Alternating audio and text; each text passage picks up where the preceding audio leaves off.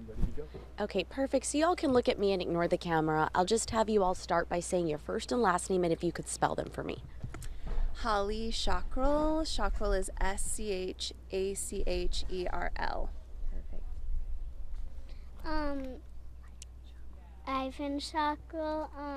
You gotta spell it. Schaccherl. Perfect. I'm Kay Willard, Willard. David Schacherl, Schaccherl. So I just want to go back to Sunday and kind of talk about how you heard of this news. I'm sure it's traumatic and devastating. How did you find out? So actually, I was at work. I work here in Austin, and one of my friends saw a breaking story and recognized my mother-in-law's house and her car and called me frantically asking if Carol, my mother-in-law, was okay because she had just learned that the house next to hers exploded. Yeah, so that's how I found out. Yeah, well, we actually don't live in the vicinity. We're a few counties over, and so I was home alone with the children and doing various chores and wasn't really paying attention to my phone. I did see something on Facebook where just a friend had posted, like, what was that big bang? Like, it shook my apartment, and I was like, wow, that's crazy, but didn't necessarily think anything of it. And then a few hours later, I kind of finally paid attention to my phone and saw a missed text from Holly saying, like, somebody go to my house and try to get a hold of David. And so that kind of tipped me off. I mean, I was several hours behind everything when I did learn. So, And Mrs. Willard, when you find out that your sister was affected, what goes through your mind? She's my only sister. She's all I got left. Holly called and said, "Are you sitting down?" And I'm like, "Oh, I am now." And she said, "The house next door to Carol's blew up." And I knew that it was new construction, so I was thinking the color blue, and I'm like, what are you talking about? I really thought, were you upset about design choice? And that's when she started giving me more details, and it just, until I saw the picture, I was still thinking, she's going to be fine, it'll be fine. But then when Holly took a picture and sent it to me, I'm in South Carolina. So I had to run around and get plane tickets and get here as soon as I could. And when you see the location of where it happened and where your sister, where your mother-in-law was, how do you feel? What goes through your mind when you see the damage now? I'm grateful that she's alive. It's wild to see the pictures of where she was literally pulled from under the rubble. To see, what she went through and know that she is alive is, we're super grateful and amazed. She had 3 dogs, and a friend of ours came and picked them up so that we could take them in, and now that I've seen the pictures of inside the house, I'm shocked that the dogs were not injured somehow. Yeah. The dogs were in the kennel. Yeah. And the fire department said the drywall came down on top of them, so it was really easy just to pick up kennel and all and take them out. She has 3 cats. 2 are still missing. I've seen one, but it's so frightened. It's so frightened. But I'm been through several hurricanes being a Florida girl. This is just a Category 5 hurricane. I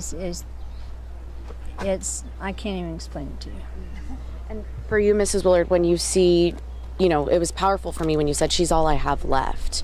Can you talk to me a little bit about the recovery efforts? We were talking about off camera. You said it took about an hour? From what I understand, it took an hour for the fire department to dig her out once they located her.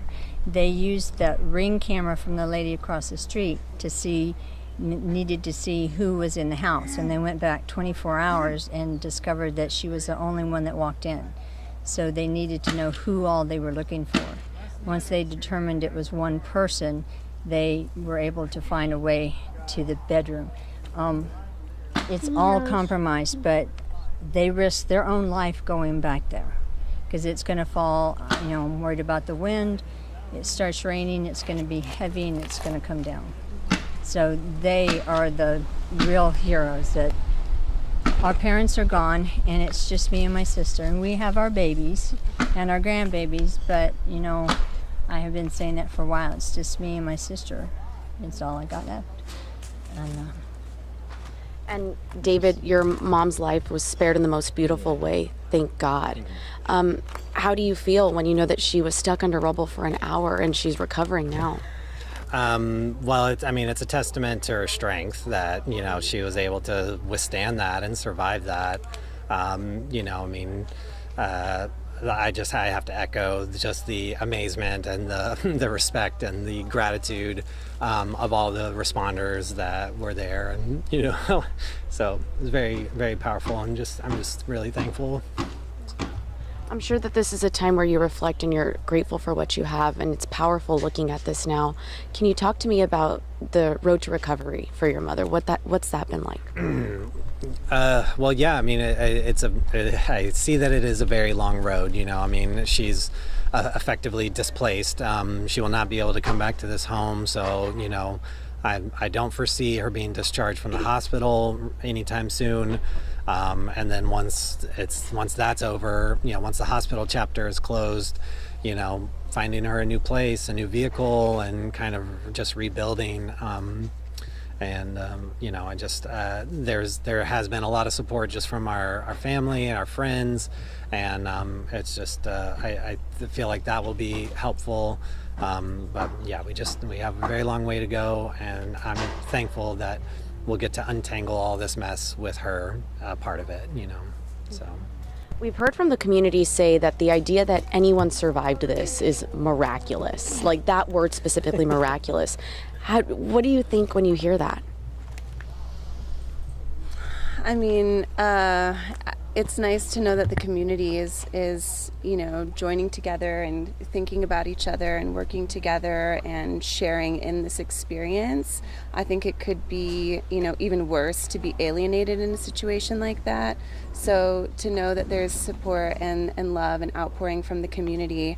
Actually, we had started a GoFundMe for my mother-in-law, and a friend of mine reached out to me today and said that her cousin's child goes to school with someone that was also affected in the same blast, and they had also started a GoFundMe but decided to send all of the funds that they raised to my mother-in-law's because they knew that she was the house next door and everybody's been thinking about her and worrying about her. And so to hear that was extremely touching, and I hope that family got what they needed, and I hope they're okay. And I just know that everybody's, in the process of rebuilding. So it's nice to know that they can lean on each other at this time. This is Chris. He's the firefighter that pulled her out. Wow. So I'm going to go find him and give him an official hug. Yes. Wow. No, that's beautiful. I want to talk about today, the breathing tube is removed. You're able to speak with her, but you haven't spoken with her prior to today. Is that right? Yeah, she's been just intubated and heavily sedated, in preparation for her multiple surgeries. So yeah, we have she's been able to open her eyes a bit, and I believe that she knew I was there. She was able to squeeze my hand when I told her I was there, and so yeah, I'm just very looking forward to hearing her voice. So when I got off the plane, it just occurred to me. I was going to sing her songs that our mama sang us when we were little girls. And when I went in there, I started singing them, and she not only squeezed my hand, she reached for my hand and took it, and her eyes fluttered, so I know she heard it. And it just was the biggest thing to see her like that. So I've never seen her like that. Never. In just a few moments, you're going to be able to speak with her. What do you think she's going to say? I think we want to be mindful about not overwhelming her, with like all the things that we know and that we've been working on. So I think we'll probably maybe try and follow her lead, see if she has questions, just try and be a comforting presence for her, and take it minute by minute. Yeah. Do you feel comfortable sharing some of her injuries?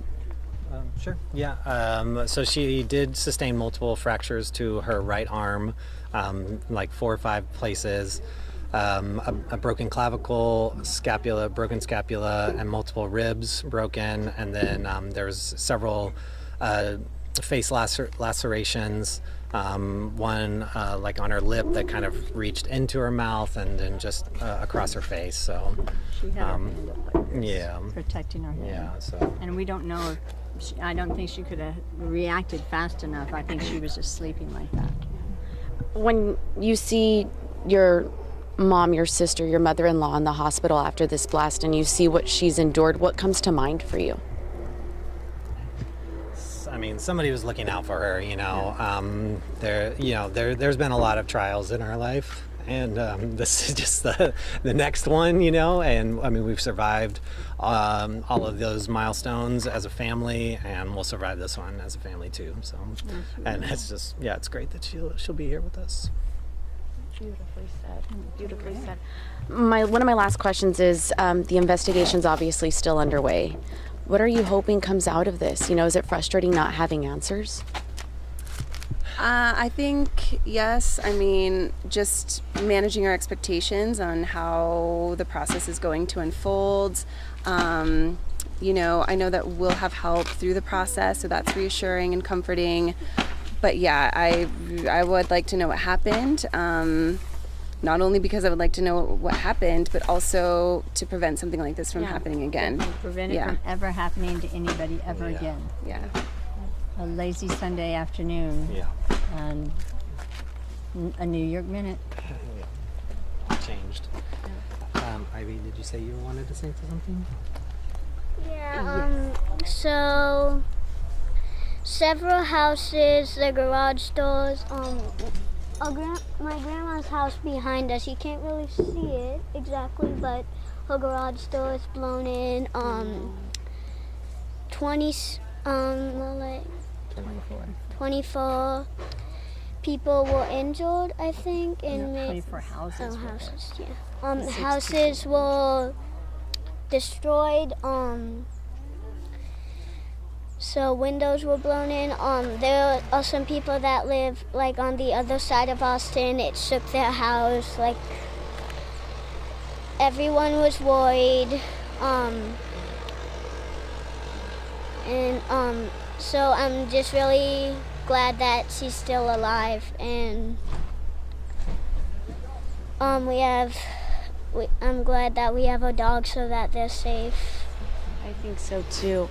I want to ask you, and you have your twin sister here with you now, do you all have a favorite memory of your grandma? Yes. I like when we go swimming together, because one time she reached for my hand because I was doing a trick on her.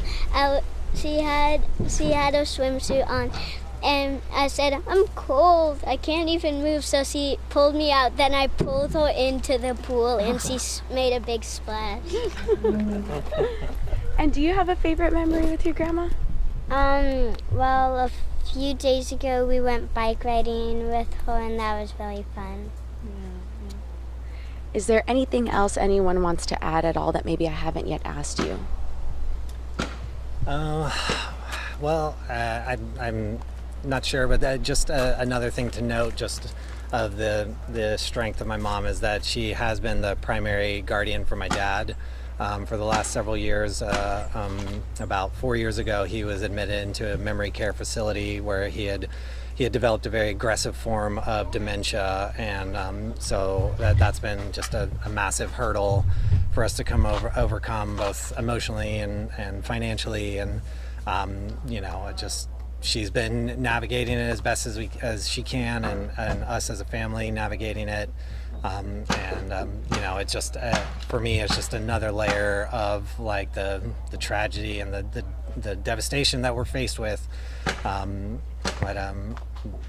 I guess that's just something to note, I guess. You all are a very kind and positive family, and I just get that off of briefly knowing you. And right now, in the face of adversity, can you talk to me about why you remain so positive and kind and strong when a lot of people right now would not be this way? I think that we receive so much positivity and kindness from our community. We're really fortunate to have attracted so many amazing people into our lives, and all of our friends love Carol so much, and all of Carol's friends love us so much. And so we're just really fortunate to have an amazing foundation of community, and we can all just kind of cling to each other and help each other out and hold each other up. So Sorry. I think, like the first thing that jumped to mind was about 20 years ago, my older brother passed away. And at that moment, it brought me and my mom and my dad together as a unit,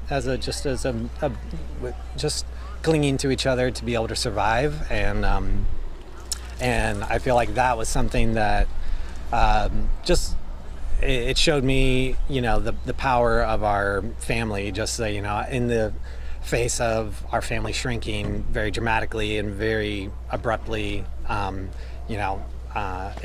It demonstrated to me the value of family, whether that be blood family or chosen family. And I feel like that it was just something that changed me going through that experience. And I think that just shaped me to where I am and how I approach the people in my life. And so. For me, it would go back to our parents and our grandparents, because my daughter said, well, where are you going to stay? And I was like, oh, I'm just going to stay with Carol. But we have, Mom and Dad were raised with an awesome family. My dad is Doyle Wade, his wife is Jean, and the Wades in Austin. They have come forward. All my cousins have come forward. They're holding me up. They've given me a car. What do we need to do? How can we help you? Because Mama always said, when these disasters, I lost a son 33 years ago, and Mama says we circle the wagons and we come together as a family. Doesn't matter if we're arguing about something, as a family, and in times of need, they come forward. And our cousins and our friends have just been so fantastic.